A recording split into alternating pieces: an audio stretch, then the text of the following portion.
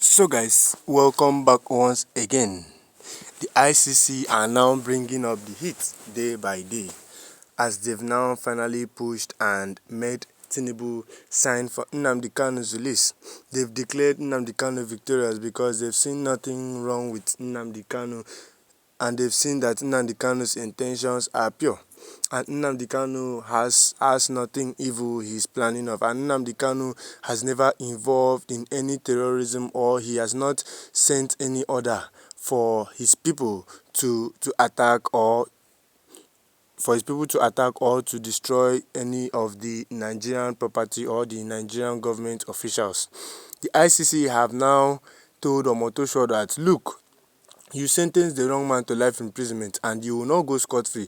You have to face your own punishment, because you cannot use a repealed law to sentence a man to life imprisonment. Who does that?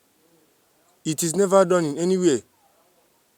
Why didn't you reply the young man and give him a feedback as he was asking you to show him the law? You could not show him the law because you in particular know that you don't know the law. He will need to face his punishment. And yes, Omotosho will need to face his punishment.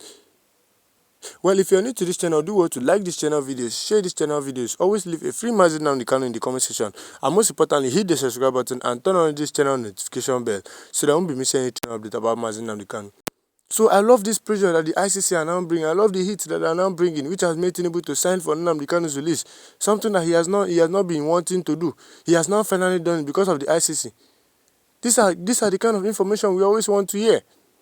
And I'm very glad to bring it to your table. Well, without wasting more time, there are several video clips that will be displayed on your screen. Watch those particular videos to the end, and when we are back, we'll be getting into full details to know exactly what the ICC have for us. So stay put and watch those videos that will be displayed on your screen. Are we going to be complacent or rather keep quiet over the continued detention of Nnamdi Kanu? Asimunu ruo ole mgbe? Till when? What the hell is happening in this country? What the hell is happening in this country? Do you all know that Katsina, in a recent peace deal, is planning to release 70 terrorists back to the society because, according to the state governor, the terrorists are now repented. We are told that this agreement has already led to the release of about 1,000 kidnapped victims, most of them farmers who were abducted simply because they could not pay tax to the bandits. How does it make sense that people who carried Egbe, buried innocent citizens, destroyed villages, and kidnapped people for money are now being rewarded with freedom, while a man who is asking for self-determination through words and broadcast remains in detention? Where is the justice in this? Akumaka Trump ebushalu munihu na chichipa ndi ozo. Akuna onye na-eme na this country akuna hoga ya. Nigeria cannot convincingly claim to be fighting terrorism and insecurity when a state governor can wake up one morning and decide to free about 70 armed bandits in the name of so-called peace deal. If that is acceptable, then on what moral or legal ground is Nnamdi Kanu still being held? Let us be clear. Nnamdi Kanu is not a terrorist.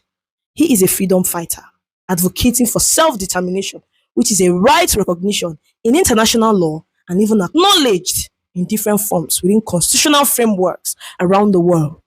Asking questions about one's future or demanding fairness is not the same thing as killing, kidnapping, and terrorizing communities. It is not the same thing.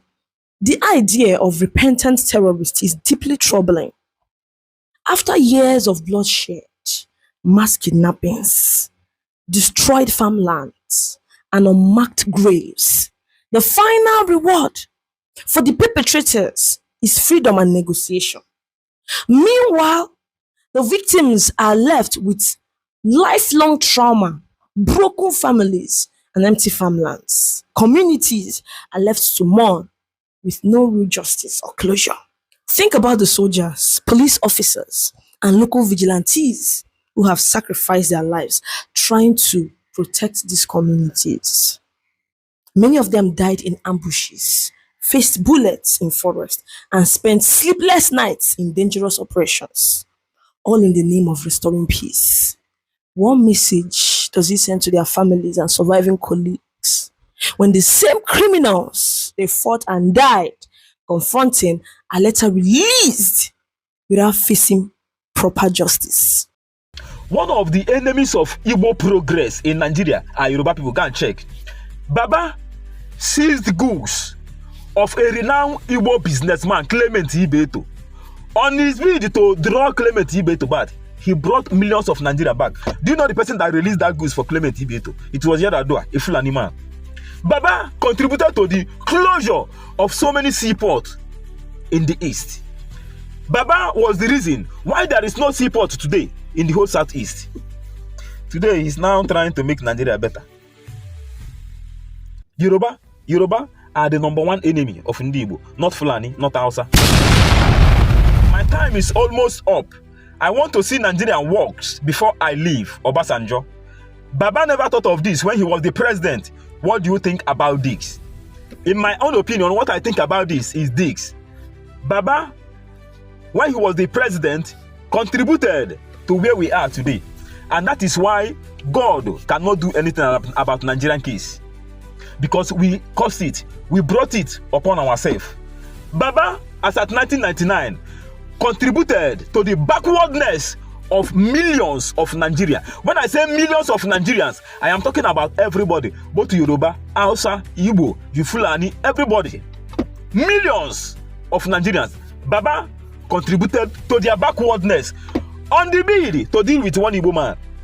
Baba, as at 1999, did something that draws Nigerians back. What did Baba do that time? Baba was the person that seized goods of a renowned Igbo businessman called Clement Ibeto.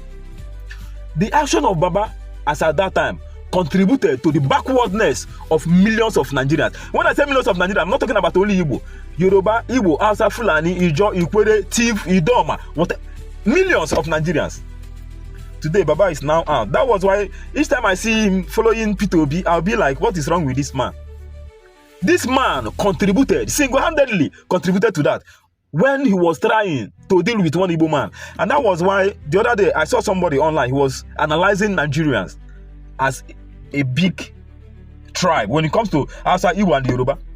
I'm not here to make any. I have a lot of Yoruba friends. You know, I don't hate Yoruba. No, we are making analysis.